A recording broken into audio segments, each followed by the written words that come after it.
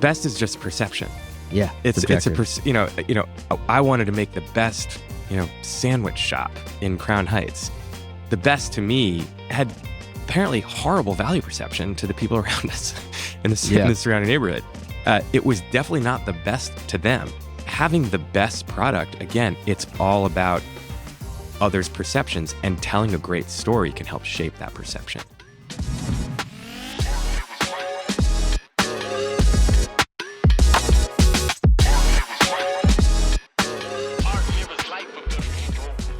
Dude, I got like my pro audio microphone set up. You look set. Yeah. All right. Well, we're live. So welcome to the darn show, Mr. Mike. I have been thinking for like probably a year. Why don't Mike and I just, make our bi-monthly meeting a podcast? Because, we're talking about so much every time. I mean, hopefully it's nothing that would get us canceled, but I think it would be fun. And people need to hear more from you, I think. Oh, please. I think they do. I think the world really needs to hear more from Mike Jacobi. You have your coffee, by the way? Are you drinking coffee these days? So I think I told you this. I started drinking coffee when my daughter was born, which was 6 years ago. It lasted 3 years. Wait, you didn't drink coffee? I didn't drink coffee until my whole life. Yeah, I've gone through periods where I've tried to do it, and I just have to accept that it's just not for me. Like if I have a cup of coffee, like a real cup of coffee in the morning, I'll have a tough time sleeping the following night. What? And yeah, people have told me like, well, you just got to fight through it. You're just not, your body hasn't acclimated to caffeine. And I went for, I'm not exaggerating. I tried drinking coffee daily for 3 years, and it just didn't work. Wow. I'm so jealous. Yeah. So incredibly jittery, but my father-in-law happens to be living with my family and I right now. And he goes to the gym on a daily basis, and he brings me back a decaf. And I've had this much decaf, and I am like ripping right now. Really? So ripping. I'm so jealous. I wish I didn't need coffee. I do wait like 90 minutes after I wake up. So you don't just have it coffee. like first thing in the morning. I used to, and then I sometimes I don't like learning new information. But Andrew Huberman had this talk about how you're basically coffee and the caffeine in it is basically just blocking adenosine or adenosine receptors in your brain. Oh yeah, I did. I saw a podcast. I think that it just convinces your body. Yeah, exactly. And so when you stave it off for like 90 minutes, your body has time to sort of release all that adenosine. So you don't have that like 3 p.m., which you don't have anyways, but like that 3 p.m. Where you get tired again, you need more coffee. Yeah. So I've been doing that. I actually do think it works. There are some times, I mean, you and I both have 2 kids. There are some times when I'm like, man, I just need this right now. 5:30 and the kids are screaming, can I just have a cup of coffee? I usually wait. That's how it worked for me. So when my daughter was born, my son was 2.5, and he was just notorious for waking up incredibly early. He would get up at 5 and be like his eyes would open and he was like ready to go. Is it crazy how like rip roaring and ready they are to go at like as soon as they wake up? It's insane. So I've never really been a morning person. My sleep got all fucked up in my 20s when I was a touring musician and then working in restaurants. So like I was never a morning person. Yeah. And so finally when my daughter was born, it was like, I need to get up with my son because my wife was, resting with our child. I was like, fuck it. I'm just going to try coffee just to see what happens. And I was like, holy shit. Like, this is what... It's a drug, man. It's a drug. You're awake. Like you have your first sip and you are up. And that lasted 3 years. Yeah. It's also, there's definitely like this dopamine feel you get from when you have a cup of coffee. It's not just waking up. It is no doubt a drug. I wish I could stop. I mean, I know I can stop. I went 6 months, like back during the Bark days. I did like a 6 month. This was the worst thing I think I've ever done for my body. I think for 6 months, I cut out caffeine, sugar, gluten, alcohol, and dairy. For 6 months. And the first month was just horrendous. Yeah. Sugar was the hardest thing for me. And then I felt amazing. And then I slowly said, okay, I'm going to get back to these things. And then I was never the same again. I developed a sensitivity to basically all of those things. Now, Oh my God. like dairy crushes me, gluten crushes me. Caffeine is still like, it's a love-hate relationship because it does wake me up, but then I get tired, or I get like all kinds of other ailments from it. But yeah, I think maybe my body was already sensitive to it, and then I got rid of it for 6 months. But that cleanse was, although I felt great during the cleanse, unless I stayed on it the whole time, which is literally impossible. Who could do that? Yeah. It just really wrecked me. So, my CTO, Mary Lee, doesn't drink coffee either. She drinks sorry, Mary Lee, I'm going to call you out on this. I think she drinks like hot chocolate in the morning. Which definitely has caffeine in it. That is the inner child just like finally allowing it.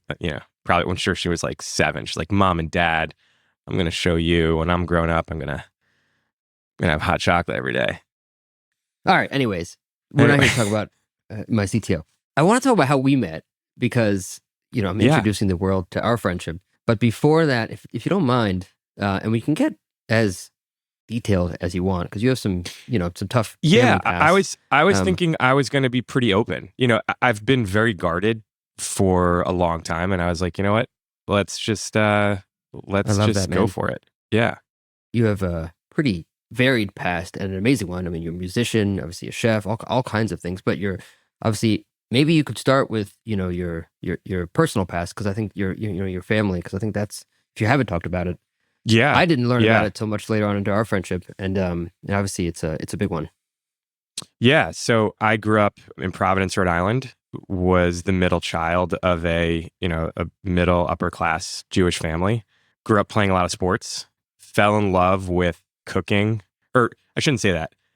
I fell in love with the idea of cooking when I was 16. I dated a Portuguese girl in high school, and food was definitely like a big part of of the culture in our house. But neither of my parents cooked, or they cooked, but they didn't really know how to cook.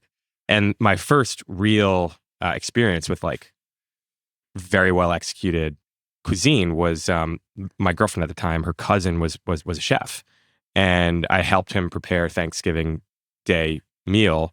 And we drove to Sid Wainer and Sons in New Bedford, like picked out all the produce, and I was 16 years old, and this is a big deal. And I would say that totally changed my life. From there on, I was very interested in food and cooking.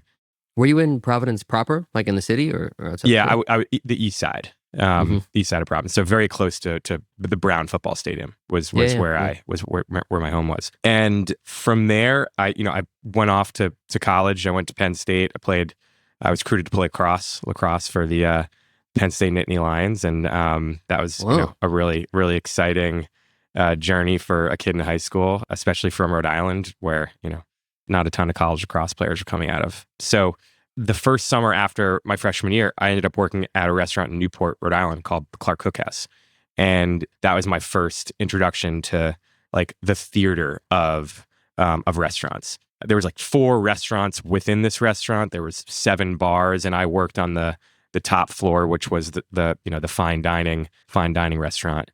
And I had to wear a bow tie and a tuxedo, and it was. You were front of the house there? I was front of the house, yeah. But I got to wait on famous people. I got to pour bottles of Dom Perignon and Veuve, and it was so exciting. And so from there, I decided this was what I wanted to do. I wanted to continue to pursue this. And so when I got back to college that following year, Penn State has a hospitality school, and I enrolled in it, and then spent the remainder of my college career kind of learning more and more about hospitality management and spending the summers working in restaurants. It was definitely a love and a passion. Yeah, I think what you're referring to is so 6 weeks before my senior year, before my graduation date, my senior year in late March, we had a game against the Fairfield Stags, I think, Fairfield University. And my parents were supposed to be coming to the game. They were coming back from vacation in Florida, and they were going to stop by State College, watch the game, and then go back to Providence. And the plane, unfortunately, it crashed, and my mother, father, and younger brother all passed away on the same day. And that was a kick to the teeth. just before graduating, and I was applying for internships in New York City and was like really excited about, the next chapter of my young adulthood. And it definitely. So you were 21, 22?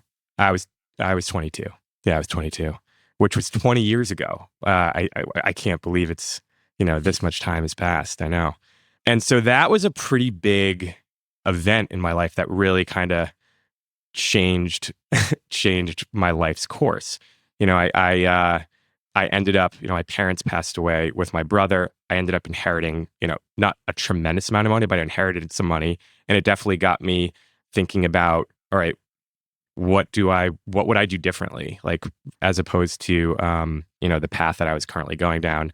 And, nothing really changed other than I wanted to maybe pursue, I played music as a child all throughout high school, all throughout grade school, college. I was in band. So I decided, I really wanted to focus primarily on cooking and music through my 20s. And that's really what launched me moving to France after graduation, and originally going to culinary school, which I ended up dropping out of, to work in a restaurant in Paris. And I lived there for a year. And I, recorded music in my tiny little maid's chamber room on the 7th floor of a walk-up apartment, and worked in a restaurant 5 days a week, learning French and learning how to cook. From there, I moved to New York. I got an externship at Per Se, which was where I met some incredible cooks, people who I still am, in awe of today. The cook who the chef de cuisine at the time was Jonathan Beno, who you just, I watched that podcast. And when I showed up for my first day of my externship, I could get my way around a kitchen. I was definitely not ready to work in a 3 Michelin starred restaurant as a chef de partie and take a station. But he towards the end of the shift, he asked me to come over and introduce myself to him. And he was like, "Oh, you're the lacrosse player." I must, on my resume, have put like Penn State lacrosse. And I was like, "Yeah." And he said, "You got the job. You start tomorrow." So that was my first introduction to really high level cooking. I'm sure, you've worked in these types of restaurants. I had never seen that type of operation. So that was my gateway into the New York City restaurant scene. From there, Jonathan got me a job working for Marco Canora. Marco had just opened up in CMA, which it hadn't been reviewed yet. And he was really trying to make that, I think New York Times 3-star was really what he was going for. And that was a great first real line cook job. Where, I had my own station. It was the AM pasta shift. So I got to, learn about pasta production and get my absolute ass kicked. It was a union shop, which was, that was what? Crazy. Really? Yeah. So in the AM shift, first of all, I found out like dishwashers were, at the time, this was a lot of money. Dishwashers were making like $35-$40 an hour. And, at 11 o'clock, 30 minutes before lunch would open, they would be taking their cigarette break. They'd have like an hour. And so I'd be like washing my own pots and pans while also managing all the stocks and sauces and producing pasta. So that was my first. Yeah, it's interesting. At a union job, they would let you wash the dishes. Typically, they're pretty particular about that. So I don't think they would, if they weren't on their break, they wouldn't have let me. What was very clear was that they weren't going to help me at all. Yeah. Of course. I was doing 10 things at once, and I asked someone to help me extrude pasta, just like manage the pasta, so I could cut. It didn't have an automatic die cut. Guy said, that's out of my jurisdiction. So I was like, yeah, so much for teamwork. Jesus. That was an incredible experience. Marco, I still consider like a very strong culinary mentor. From there, I worked for Anita Lowe at Anissa, who was, an incredibly talented chef. She definitely had a real hold on French. She's Chinese American. So there was always some sort of Chinese flair that was executed incredibly well. Yeah, that was a great experience. It was a small restaurant. It was an all-female kitchen. I actually worked front of the house. I was a food runner. So I got to be the liaison between the... What year was that? Must have been 2008. I was 2008. 2008. Yeah. Gotcha. So hold on, Mike, if you don't mind, I want to wind back a minute, and then we're going to kind of go forward, because your parents passed away while you were in college. You were pretty young, and then you said you started thinking about, okay, what would I do with my life? But what was the feeling like, and how long did it take to sort of get past the, just the grief before you could actually start to move on? I was pretty young when my father passed away. I was like 16. Yeah. I feel like I was probably not emotionally equipped enough to actually process it, and so I just jumped into drugs and then into cooking, and I never really even, I'm not sure I really processed it, but it was basically like the next day kind of on to, but I'm curious, at that age, you're probably more emotionally equipped to deal with it, which means it probably hurt more. But what was that, like, how long was that period? And was there, did you go right to thinking about, okay, now I need to, it's tough. You don't have any support now. Your parents are gone. Like, how long did it take you to sort of get through that? And just curious how you did. This was 20 years ago, so I'll try my best to remember. I remember, obviously, the immediate pain. The day that I found this out, my uncle called me. I was out to eat with one of my best friends, my co-captain on the team. My brother and I were trying to call them, and it was going straight to voicemail. We called the FAA. The FAA wasn't really giving us any information. They didn't say that. They didn't tell us something. I called the airport. The airport didn't tell me anything. So at that point, I knew something was weird. My uncle ended up calling me and letting me know what happened. And it was, I remember it being, I just fell to my knees. It was incredibly painful. But immediately it was like, I don't know, I just didn't believe it. So we called the airport, and the airport actually let us know that the crash happened 2 miles from the runway. And so my friend and I immediately drove. They actually crashed outside of a correctional facility that was under construction. So we drove to this correctional facility, and that's where the plane had rested. And so I remember it being like, it was so surreal. I never saw their bodies, so it never really it just never felt real. I know that there was a pretty immediate acceptance. We all talk about the different stages of grief. For me, I don't think I was ever angry. I think it was pretty immediate, just heartbreak and sadness and acceptance. I would say we immediately drove home. I drove home with my brother and my other brother, my older brother, who was not on the plane, and my girlfriend at the time. We drove back to Providence, and we went to our house, which was very eerie. Everything was packed and organized as though they had just left for a vacation for a few weeks. But I do remember my immediate response, kind of after the shock, was, I don't want this to define me. I don't want this to be something that I use as a crutch. And so I didn't really talk about it. I kept a lot of thoughts and feelings quiet. And I would definitely say I buried a lot. Me saying that, maybe there was immediate acceptance. Maybe it was just me having some sort of, survival coping mechanism that just didn't allow me to really feel all the normal grieving emotions. So, I think you ask, like, when did I start to have those feelings of or when did I start to think, like, how am I going to live my life differently? It happened pretty quickly. I went back to school a week after the accident. So I was only home for 6 days. I wanted to be back with my teammates and try to have some sort of normal remainder of my, college career, which was only another 5 weeks or so.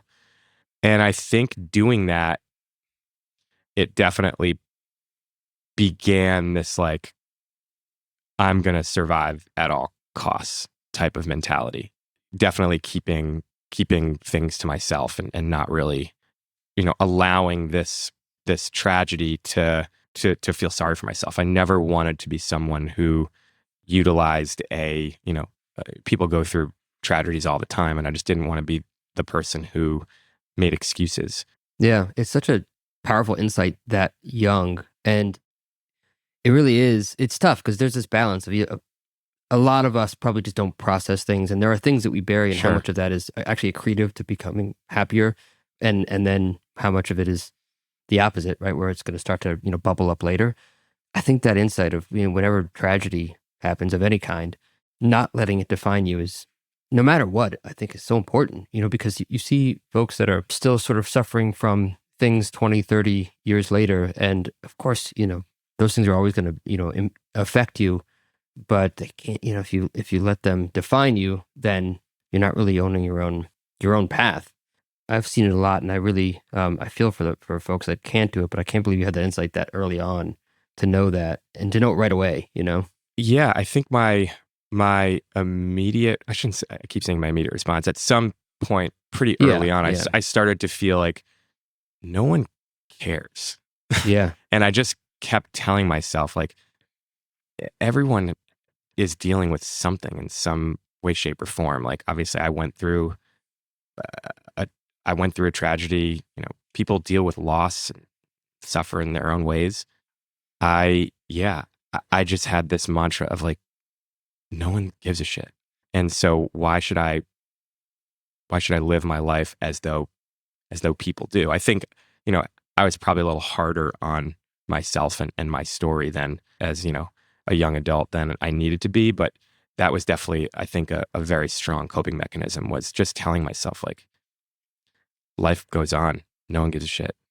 So you got to move forward. It's such an interesting premise, because we, Hannah and I, my wife and I, Hannah, Hannah, we talk about this a lot. And you and I are very similar in that of, what is going to be best for being able to move forward and for survival.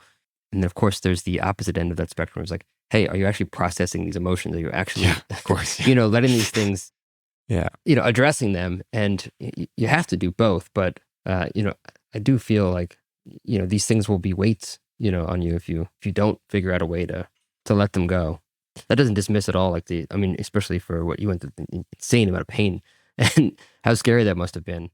Of course, knowing you now today, you're one of the most smart and sort of ambitious and ingenuitive people that I know. And a lot of that probably is because very early on, you had to learn to be autonomous and figure things out on your own. And you knew that there was really no way to survive other than figuring it out. So it did, I'm sure it played a big part in who you are today. Yeah. I mean, what's interesting is I definitely identify you as a very similar, in a very similar way. You're, and I think that's one of the reasons why we enjoy talking to each other, every twice a month. It's one of my favorite times of the month when we get to actually catch up with one another. And I definitely see a tremendous amount of grit and ingenuity in you. And that's, I think, probably one of the reasons why we're friends. Yeah, no, 100%, man. Well, okay. I will push forward again now, because I don't want to, we don't need to, dive into that for too much longer. Sure. But yeah, you worked in a bunch of incredible restaurants. I met you around not 2008, like 2009 or 10. You started the grilled cheese truck, and then you also started another restaurant. And we met, I think, because we were both doing pop-ups or something from our restaurants at Brooklyn Bridge Park. Is that right? Yeah. Or somewhere around that? I think I needed like a food truck license or something. And I think you might have given me a food truck license. There's definitely, it's gray. Right? My memory's a little hazy. I remember talking to you for the first time. I can't remember who introduced us. I remember talking on the phone, and I think you needed a license, and you also needed panini presses. You needed like some, and I remember like saying that I'd rent you the truck plus the presses, and hearing the calculation that you were doing in your head about, like, the value of you just like buying a couple presses and then selling them on a secondary market. I think ultimately I don't think we did do a deal, but just hearing how you went through the thought process, like this guy's fucking smart, and I I respect him. And then I think when we really hung out for the first time was when Jake Dixon invited us to be on Fox and Friends with Tucker Carlson and a few other of those other. Oh my God, I totally forgot about that. For the Chelsea Market chili cook-off. That's right. That's the first time we met Tucker. I think that's the first. Since then, we go to dinner parties once a month, and I think I did like one or two other shows with him after that. Okay. I forgot about that. Wow. Oh, yes, it was the chili. It was the chili cook-off. It was right? It was a chili cook-off at Chelsea Market that Jake, I That's think, right. kind of managed. That's right. And, wow, I totally forgot about that. Yeah. And I think that was kind of I remember being in a cab with you on the way home from that, which, by the way, it was so early in the morning. Oh, yeah. You get to the studio, it's like 4 a.m. when you get to the studio. Yeah. It's crazy. It's great to eat chili at 5:30 a.m. But yeah, I remember having a really thoughtful, meaningful conversation with you on the ride home. And then I remember you dined at Gladys at some point. I think you might have been I think you were with Hannah, but I was with Hannah. I believe, yeah. Well, and for everybody, Gladys is the Caribbean spot that you opened in Crown Heights, which is like the little Caribbean area of Brooklyn. So I'll tell that story. Let's take a minute because I want to. We talked about this, but I still don't fully understand why a white Jewish guy from Providence was able to open a really dope Caribbean spot in Crown Heights, where I'm sure Caribbean folks are going to be very discerning of what you're making. Yeah. But it was delicious. And how did that happen? So it was an accident. I had this successful food truck and wanted to kind of grow the business. And so the natural thing that you did when you had a food truck was you opened a brick and mortar. And so ended up signing this lease on the corner of Lincoln Place and Franklin Avenue in Crown Heights, Brooklyn, which is where I just had moved. It was an up-and-coming neighborhood. There was a lot of gentrification happening. The two existing communities were a Caribbean population and a Hasidic Orthodox Jewish population. There's actually some very famous riots that occurred in the 90s between those two communities. And so, yeah, I was really excited. We had this corner, and we spent time building it out and turning it into what I kind of wanted to have a Caribbean feel to it, to pay homage to the neighborhood in terms of the design, the aesthetic. But we couldn't have opened up the more wrong concept in that location. The opening chef was a guy named Nick Curtola, who's gone on to be an incredibly successful. Nick is probably the most talented cook that I had ever worked with.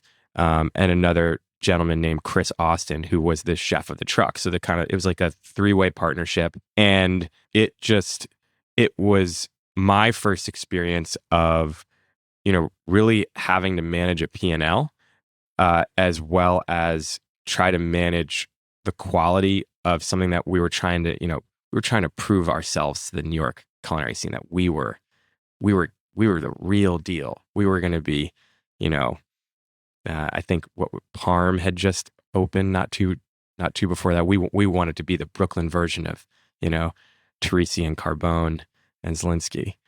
Zelinsky, or is it Jeff? What's Zelenik or something? I forget. Sorry, I apologize. Nick went on to obviously he's Four Horsemen now. Right? He went to Four Horsemen, yeah. So it all worked out for Nick, but unfortunately at the time it wasn't working out, and I had to make a very difficult decision. We were losing money each month, and it wasn't going in the right direction.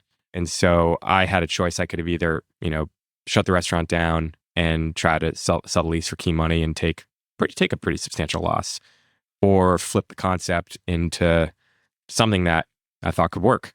And I just had I was seeing what was going on with the neighborhood. A lot of Caribbean restaurants were being forced out due to rents rising. And then this new gentrifying community wasn't really, that interested in that cuisine. So I thought it could work if I opened up a Caribbean restaurant that was priced neutrally to every other Caribbean restaurant. So we weren't going to be viewed as like us deconstructing Caribbean food and elevating it. Yeah. I also knew that we had a full bar, so that differentiated us as well. And we were full service. So I think, those kind of three things I thought could be enough to actually have a concept that worked. And so tapped a couple employees who were at the previous version of Gladys to stick around and help with help open this new version. And everyone who I asked was excited and wanted to stick around. And so we closed the restaurant for 6 weeks. I hired a set designer to come in. Set designers are great. Like, they know how to work very quickly with really, really cheap budgets. That's really smart. And she just like turned it into the set of a Caribbean restaurant within a few weeks. My friend Mateo, who had just started working for me, we flew down to Jamaica. We got set up with a buddy of mine. Well, a buddy of mine had just shot a film in Jamaica, and so he had a network of like handlers that he was really close with. So he set us up with a young guy named Juvie, and Juvie drove us around the entire island for almost 2 weeks. And we just we ate in all these obscure places. We were in like basements of grandma's homes. We were in amazing, like roads. So we went deep. And what we learned about the fare was that we could replicate it very authentically. We had this wood fire grill, which was, unique to a Caribbean restaurant in Brooklyn. A lot of the jerk was being cooked on gas. And so we thought, we had an opportunity to really replicate this food in a very authentic way. And yeah, we opened up after closing the first location, the old Gladys, into Gladys Caribbean. And from the first day, it was a hit. It definitely garnered, a lot of attention from the neighborhood, from the media. I think that the West Indian African American community just wanted to come just to see if it was real. They heard that there was this white guy cooking Caribbean food, and I was like actually in the kitchen cooking. And I think from there it just became a neighborhood restaurant that was truly joining the existing community and the new community moving in, and it was a perfect marriage. It was, I think, the most meaningful experience the most meaningful business and the most meaningful experience that I've ever created. And I'm so glad that I was able to do that and do it for the amount of time that I did. It was, and the food was really good. And the food. We would go there. We lived nearby, and we would go. This is when we lived. Well, even when we lived in Park Slope, and then we moved to Prospect Heights, we would hop in there, for drinks and dinner every once in a while. But we would actually get delivery often because the jerk chicken travels really well. It traveled really well, yeah. And and even the festivals. Yeah. The little corn fritters held up really well. So we would get that all the time. It was delicious. Yeah, it was a perfect restaurant. Now everybody knows about Gladys. It was, and so we met when you were still with doing the grilled cheese truck, and then I think you were just working on Gladys, and this is when I had Bark hot dogs. Yeah, I am pretty sure that you actually gave me like a black market food truck license, by the way, because there was no way to get a food truck license. There wasn't any available. Yeah, there was none to buy. I remember. Yeah. It was a food truck or food cart or a food cart or something like that. Yeah. And you're like, here, you just got, I forget, there was something I had to do to get it or something. I don't remember what it was. And I just didn't do it. And I was just like filed it away. Anyways, and we stayed friends. And I think we reconnected again, maybe when I was at Orify or something. I don't remember. Yeah. But anyways, here we are. You then went on to start the business you still have today, which is Blanket, which we talked about, and now you have a new business. So maybe if you don't mind, just a little, download for everybody on what is Blanket, why'd you start it, who's it serve, and then we can talk about your new business because you have another business. So I had 4 different things that I was working on. I had 2 restaurants. I was managing a couple different construction projects to open up another restaurant. I syndicated a deal to purchase a handful of buildings in Prospect Lefferts Gardens, and I had this catering contract at the Brooklyn Children's Museum. I had a bunch of things going on, and I was having a really difficult time.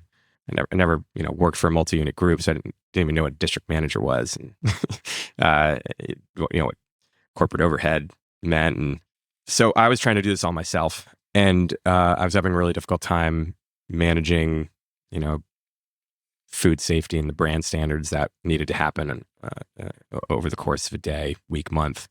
And the small things were really slipping through the cracks. So I came up with this idea to take pictures of all these examples of work, like create visual examples of work. Here's where the light dimmers are supposed to be. Took a picture of, the levels. Here's where the sound is supposed to be. Here's how full the dish chemicals are supposed to be, and just took pictures of everything, so no one could really question what needed to be done. And then I put all those pictures on a Google Photos folder, and each day I had each of my managers take pictures to prove that they had done the work, right? So it was, and then I would just sit in front of my computer and just audit pictures to make sure that things were done. It only took I think one of my bartenders 2 weeks before he tried to upload an old image. But he didn't realize everything was timestamped. So that was a fun conversation. But yeah, that really helped. It helped a lot. It created a lot of, it kept me at ease, making sure that, the gas cocks on the fryer were shut off each night. And I was telling my buddy, Josh Stileman, who at the time owned Breeze Brewery. He, I guess, at some point was a tech founder and investor, and we were kind of sharing each other's war stories on what we were doing to try to keep our teams on task. And I told him about this, and he was like, "Dude, that's so cool. You should think about this. You should talk to this guy." And I was like, Josh, you're right. I should do that. And so that was sort of the beginning of maybe I could, turn this into a business. And I met with a handful of people, and it was the easiest sort of validation I could get. Everyone I would speak to would just give me all positive feedback and so much validation. I somehow got in touch with Sweet Green, and Sweet Green was really excited. They were going to pilot it. Tom Colicchio, it's like, I want to be involved. I want to be a advisor, investor. And so, the first 2 months of me really just talking about this idea was all the validation I needed to really actually start turning it into something. I was young, not that young, but definitely still young enough to know, to not know what I didn't know. It was a very competitive market that I just didn't really know existed. I, didn't really have a technical co-founder, so we started building with a Vietnamese development team. I just, you made, I'm sure you made all the same mistakes. Yep. But I did believe that I was solving a real problem. I knew I was solving my own problem. Question is how many other people were really feeling the same pain that I was feeling. And so, yeah, we built enough of a prototype to where I could go out and show people the product and talk about it. And I remember meeting with you. You were the one that you helped me tremendously. You made an introduction to 2 of the 5 guys in Manhattan, their district managers, and they were critical and helped me continue to shape the product. And eventually it became, a very powerful ops execution platform. Basically take, all of your SOPs, all of your checklists, we digitize them, we turn them into really easy to follow forms, put them on schedules, have really simple to follow reporting. And so it basically is a tool that above store managers assign tasks and checklists to their team so they can sit back and start collecting data in the field and really understand what's happening at the unit level. So yeah, I've been running that company now for about 5 years. It definitely, it didn't become this massive unicorn that, I think I was hoping and inspiring to be, but it certainly, it serves a purpose. It has got some great customers. It cash flows. Yeah, it's been an incredible opportunity because what really the opportunity was to be around and really be around great people and really level up my career. Thanks to you, it was introduced to Orify brands, and Orify ended up making an investment in the company back in 2020.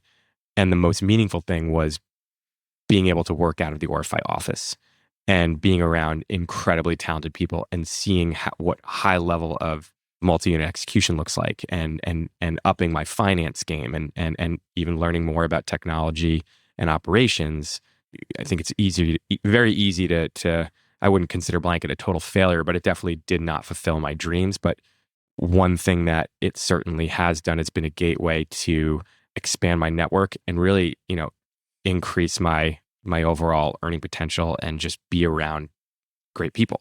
And so the amount that I've learned over the last 5 years is really the huge win that I've had within that company. Yeah, man. It's I mean, it is a great product, and it's been amazing seeing how you've grown, not just the company but yourself in terms of the industry along the way. These last 4 years, it's also incredible how much we don't know when we start a company like that I see now, which is so interesting, that there's this inherent knowledge that everybody should know that most people just don't when you want to start a new, at least technology business. Yeah. That maybe it's, I don't know, maybe it's every business, I guess. I mean, look, for both of our companies, and I think, I love meez. I think I love it more and more every day. And I think I'm very grateful and blessed that it's growing, and it's becoming a pretty ubiquitous product. Yeah. Some of that is luck, and some of it is like just pure grit, to your point, and we just happen to get some early things right. But I do think there's these maybe like 5 or 6 things that have nothing to do with the idea that you have, or how good it could be, or how good you could be at executing it, that if you don't consider and work on before you launch, have a significant impact on the downstream effect of how your business will turn out. It doesn't mean that it won't turn out well, but if you do these things, it has a much better likelihood. And none of us know when we start. I don't know why. I mean, I guess once you've done it a couple times, you then know. Sure. Yeah. What is the one big problem that you're solving? Because you can't solve 10 of them. How big is that market that you're solving it for? Yeah. Because it might not be a very big market, and then that's fine too. But then you got to go how you raise capital changes, how you think about growing the business, and all that stuff changes. What is a tiny piece of that market that you could just start with? Because if you don't know that, then you're gonna blow all your money on trying to serve the whole market. And the thing I think most people don't think about, I certainly didn't think about, is how am I going to acquire these customers? Because that's actually probably more important of a differentiator than your product itself. Because to your point, Blanket was not necessarily novel. Lots of other people had there's other things out there, but most people don't think about what's a novel way that I could think of to actually get distribution or acquire customers, and we never think about that beforehand. But that's that's a product in itself of how you actually acquire your customers. Most of us don't do enough research on what else exists out there. Yeah. So we have some sort of, baseline. And of course, what makes this thing unique in terms of your moat, all of those things that I just said are all things that most people, including me, I don't know about you, didn't think about any of that stuff. I'm just I didn't think I about love this idea. A single one of those things when I started the business. No. Just I love this idea. I want it. I know that I me and lots of people that I know would like it. And if I build it, those people will use it. I know I'll use it, and it's a badass product. So I'm going to go do this thing, which that's needed, right? And hopefully a bunch. Otherwise, you'd never start, right? Yeah, and of course, it's a huge added value if you have a lot of domain experience and a lot about that, who the customer you're serving. But all that other stuff we don't think about, and you need to. You really need to think about all those things before you start. It's funny. I have a few 3rd and 4th time founders that over the years have reached out to me, and they're just grilling me with questions. These are, I remember a couple in particular that had just sort of sold their last company. Yeah. And they're working on a new project.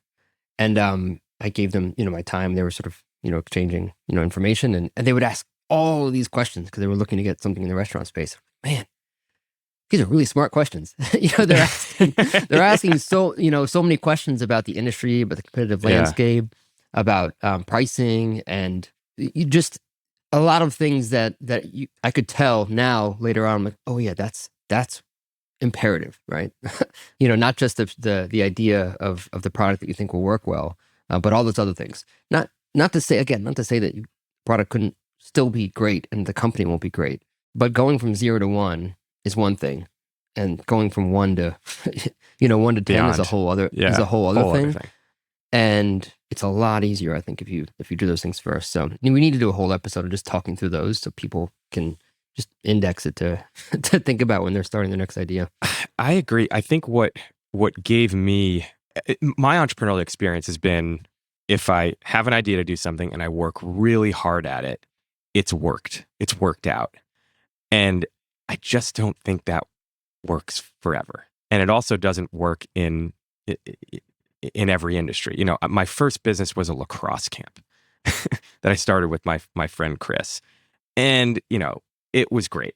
He was the best lacrosse player in the country. I figured if we attach his name to a camp and we get some sort of mailing list, we just send out flyers, people showed up, and we did great. The first summer we grossed $100,000, running this camp when I was 20 years old. And wow. This is going to be a fun entrepreneurial path. The first thing I do really works. And then you end up going into the culinary career, and you learn so much about cooking, but no one teaches you about the business behind a restaurant. None of it. And so you end up you just follow the path of all these other chefs, and by the time you have your own restaurant, you're like, holy shit, I'm running a business and I have no fucking clue what I'm doing. I never wrote a pro forma P&L prior to starting Gladys or the food truck. Like, I didn't do a labor matrix. I didn't do a labor model. No one showed me any of that shit. And, you end up in this business that you think you have all this false sense of confidence because you're like, if I just make this great food like all of my heroes, people are going to write about it. People are going to show up. And sure enough, they fucking don't. And then you're stuck with something that, you don't know what to do. So many restaurants fail just of pure lack of, sure, culinary knowledge, but lack of business knowledge. Yeah. Or they do show up, by the way. And you or still they do can't show make up it. and you still can't, which is even more frustrating, I'm sure. Yeah. Yeah.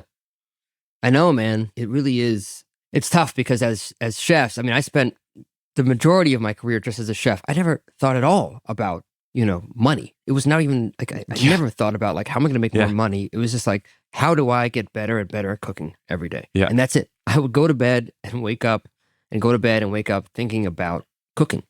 And it's funny because so much of my entrepreneurial approaches have been just make the best product in the whole world. Like, we open a hot dog joint. This has to be the best hot dog in the world. Like, use the best ingredients, executed perfectly, consistently. And that's how I started, thinking about meez. I thought was like, this has to be the best recipe tool in the world. And I've had to sort of really retrain that, like, yes, that's needed. You have to have that. But that's just one part of it. And you have to be able to tell a story. People need to know why. Because, a lot of times people, they have to get there first. They have to get to the place of like, appreciating it. And you have to be able to tell a story. Of course, there's like the unit economics. That part I actually think is... It's pretty easy in restaurants. Yeah, well, in tech, it's much more difficult. But, in restaurants, at least it's easy to understand the unit economics. It's not easy to maintain them, but it's easy to know where they are, but like how to operate the right way. Also, like how to lead and manage a team, how to keep people motivated. We don't know any of those things. So much of that is actually what makes great businesses, whether it's a great restaurant or a great tech solution or a great company. That is far more important than just having a great product. That's sort of the great product. Is sort of, to piggyback off of what you just said, when we use the word the best, right? Like, it's best is just perception. Yeah, it's I wanted to make the best, sandwich shop in Crown Heights. The best to me had apparently horrible value perception to the people around us in the surrounding neighborhood. It was definitely not the best to them. Having the best product, again, it's all about others' perceptions, and telling a great story can help shape that perception. And that, as you say, is such a critical part of a go-to-market strategy, and so much of a critical part of a successful business is how do you tell that story about why it's the best. And that's why, I don't know, in my career, I feel like I try to remove that word. Like, I'm not trying to make the best of anything. I'm trying to make something that has great value perception to a lot of people.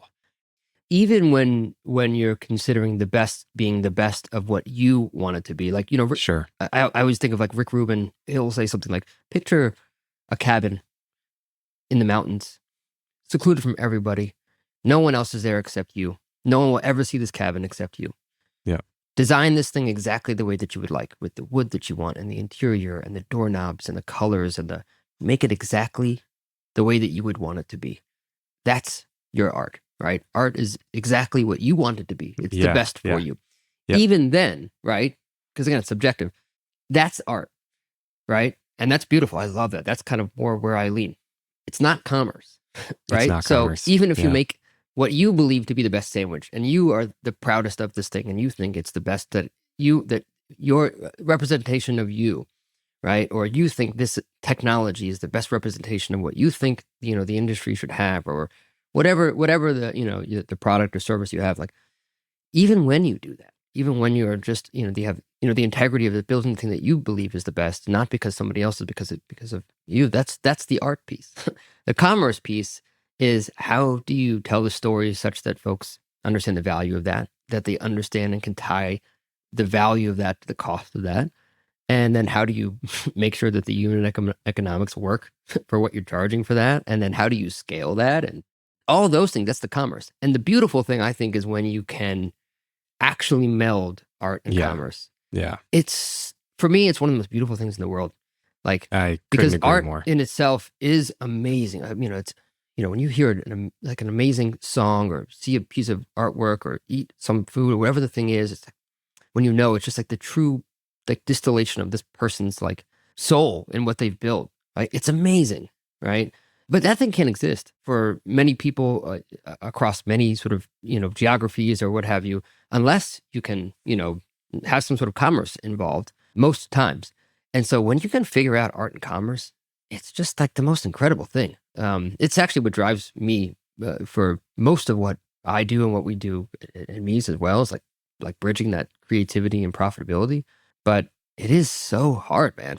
I think the hardest part is removing yourself from the equation, right? Yeah. And it's, as you said, it's incredibly easy to make decisions for yourself that this feels good to me, feels right to me. But I totally agree. There aren't a ton of people out there who are able to really marry those two things, and the ones that do, hats off to them. It's incredibly inspirational to see it happen. Yeah, I think that's actually, it's funny. I'm just thinking about this now. That's part of one of the biggest difference between the art of cooking within the confines of a restaurant, and then the art of music or painting or something, is that like, if you make that piece of music that is like the essence of you and your soul, and like it's everything that you want it to be, and it can be incredible, and then it will just become a hit, right? Or not, right? And it's sort of binary, right? Either is or isn't. There's a group of people that will like it or don't like it. Yes, of course, there's you can have marketing and distribution to make sure more people hear it, right? But that's basically it. Then you're just kind of done. Now it's up to the whims of who's ever going to market it and distribute it and things like that. It's not the same in a restaurant because it's got to be produced every night. You have to produce it every night. You have to figure out how to make sure it's the same every night. Yep. Right. So it would be like if they had to sing the same song every single day, the same way, and people expected it the same way. In the same, and it wasn't medium. Like you could in the same medium. Every time you hear it on the radio, it would have to be a live performance. Yeah, and that's a restaurant is like singing a live piece of music that you created the same exact way every single time, with the same bass and treble and the same reverb, and say all those things exactly the same every time. So someone's like, "Hey, wait a second. Last time there was more bass and now there isn't," Yeah. And because it's, like, that's okay in music if they hear it one time and it's like, oh, there's a remix or something like that. Not in a restaurant. It's like, hey, wait a second. Like, this was like pretty acidic last time. That balance was great. And now it's like, there's no acid. What happened? You can't do that. Yeah. All right. Anyways, that was sort of a rant, but, well, you know what I want to talk about actually, because you were mentioning, you have these investment properties. Yeah. And, as I've gotten to know you, you have a lot of things that you do. I don't know how you do all of them. I mean, you're running a lot of companies, starting more companies. We got to talk about the new company that you're starting now, or you started. before we get into that company, like, how do you block off and compartmentalize the time that you spend on all the different projects that you're working on? I really, I don't know how you do it, man. Yeah, I think the most challenging thing is constant context switching. And that's an exhausting part about, I think, being an entrepreneur that is doing a lot of different things. I think what makes it easier for me is that everything I do has to do with food, right? There's all different types of businesses that I'm involved in, but each one is touching the food business in some way, shape, or form. I joke with people that, if it's hit a restaurant, I've probably been in that business, probably failed at it at some point, and maybe have had some successes. Yeah, I think that's one thing that sort of helps the context stay relatively managed, is that it all does have to do with food. So, anything revolving real estate, it's either triple net leases or it's mixed use properties that somehow have some sort of food and beverage establishment associated to it. If it's, I just finished up, some contract work I did for a frozen food CPG business where I was able to kind of come in, right size it, hire a new CEO. All in all, it took about a year, but that was a really complicated operation that needed a lot of work. And, I not too dissimilar from anyone else, I use time boxing. And during those, when I'm in those incremental states of being within a specific time box, you just block everything else out. It can be meaning like every day there's X amount of time allocated to that business, or a couple times a week, or that project. Correct. Yeah. It can be. I have partners on deals that I apologize to you. I'm sure that can be somewhat infuriating, where I'm not responding to certain things for it's hours, not days. But yeah, I would say that's the biggest challenge, is really trying to be disciplined enough to where when someone, everything's urgent, right? But when someone is coming at me with an urgent issue, just sort of making sure that I'm not switching context again, because that's really the most challenging thing, is once you're out of a specific context, getting into another one, there's, a lot of brain damage in doing so. Yeah, I'd say that's when there's 6 different projects going on, with 6 different companies, and each of them needs an equal amount of your time. That's when you really can get burned out. And so, which has happened. So when you have like multiple projects at once, which you tend to always have. Yeah. So let's just say you're in time box for project A. Yeah. And that project, I'm just going to make some assumptions here. From 8 a.m.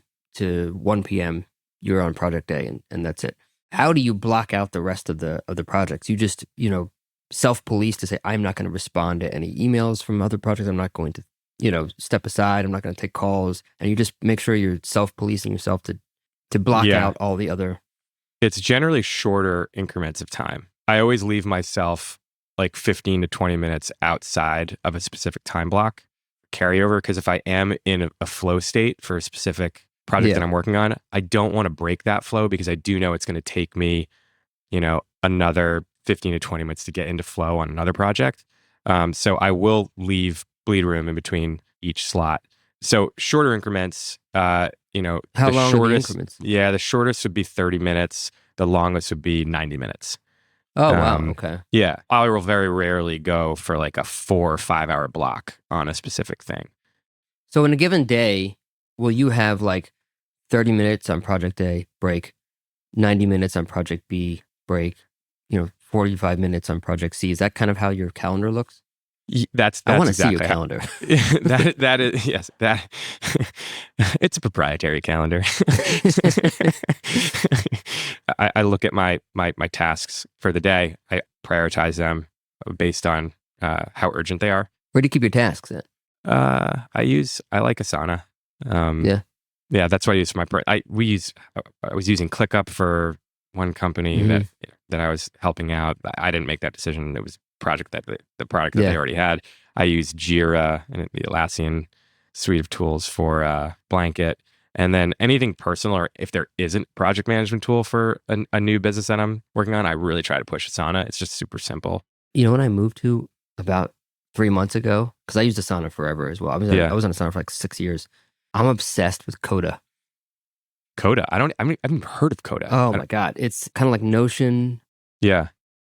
but it also is like Asana, but it's also like a Google Docs, and it's all very like code and formula based, and you can basically do anything you want. And so I tie in calendars, I tie in all kinds of data from outside places, and I have my entire like professional and personal things on there. So I'm tracking my right now I'm in this major like protein muscle building stage. So, like every day I'm tracking protein intake and exercises, but I'm also tracking I have a master button that I just call brain dump, because I've always wanted, whenever I'm doing anything, I'll have an idea, or I'll have a I have to remember to do something, or I have like a marketing, thought, or a product thought, or somebody I want to send a note to, and anything.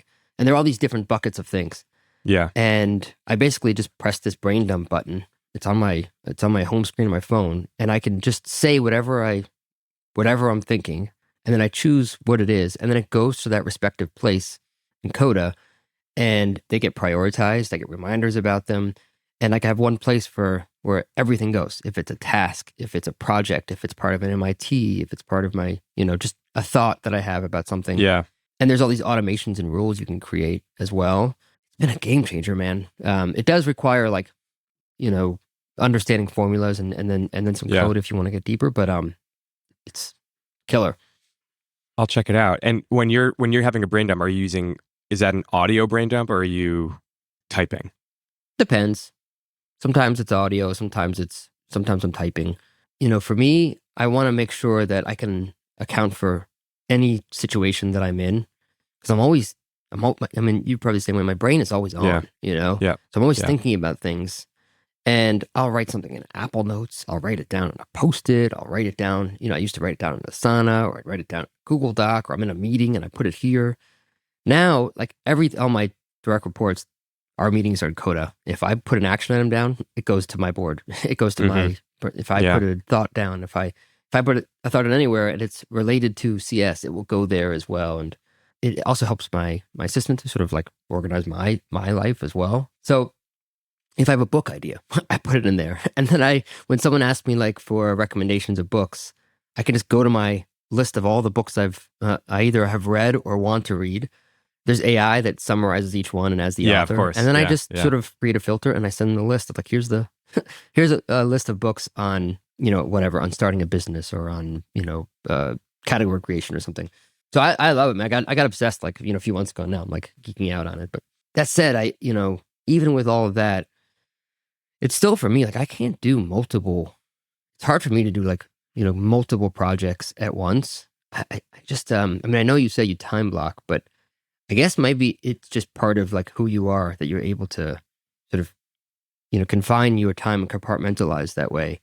Because it just seems very difficult to be able to do that in reality. In practice, I understand the idea of time blocking, but you have to be pretty diligent about saying, okay, now I'm not doing that anymore. You do. You have to be disciplined. You have to be willing to put something down without it being finished, and having trust within yourself that, you are going to get back to that thing and actually get it across the finish line. It also just kind of helps my brain function. I've gone through periods in the past where I am focused on one thing and one thing alone, and I've just found that's not my highest performing. Those have not been my highest performing moments. And so constantly having some sort of balance between something that's exercising one part of my brain with another, with another project that's going to start to push, another part of my brain, seems to be synergistic. They both sort of help each other. Yeah, that makes sense. Yeah. That makes a ton of sense. At least that's what I think. Who knows? You could also just be running away from your, from your emotions. That's what everybody tells me. So, which is, all right. I want to make sure that you talk about your new business, because you and your buddy Andy launched it and you announced it. So I want to make sure you announce it here, and then we're going to do this again. I would love to. We'll keep doing this because we've already gone over a bunch. I'm sure you have to get back to work. But let's talk about what the new business is. Yeah, absolutely. So the new business is called Jacob's Franchise Partners. My partner, Andy Jacobi, and I met, I don't know, 3 or 4 years ago at a restaurant finance development conference. We hit it off mostly because our last names are so similar to one another. That we figured at some point we had to go into business. So no, but in all seriousness, we met at RFDC. We somehow rekindled a friendship when I was looking at a deal in Chicago. Before I go more to that, I'll kind of talk about the why behind the company. Being around Blanket and for the past 5 years and working out of the ORFI office has definitely opened my eyes to all different types of restaurant operations. So many of the clients that we service with Blanket are multi-unit concepts. The ones that seem to be the most successful are the simplest ones and the ones that have the largest amount of operational oversight, which happens to be these tier 1 franchises. Getting deeper into my career, now I'm in my 40s, I don't have the same risk tolerance and risk profile that I did when I was in my 20s and 30s.